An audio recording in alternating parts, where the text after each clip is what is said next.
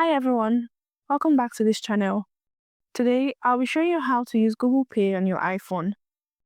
The Google Pay app is only supported on Android.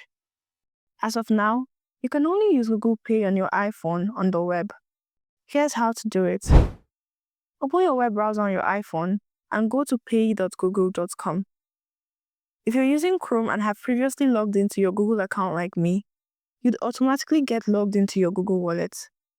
If not, log into your Google account. Once you're in, you should see on display your previously linked cards if you have any.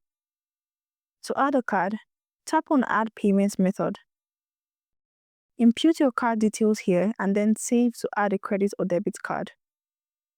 From here, you'll be able to use Google Pay for things like autofill and online payments whenever you're signed into your Google account. You wouldn't be able to use Google Pay in physical stores on iPhone, as that feature is only available on Android.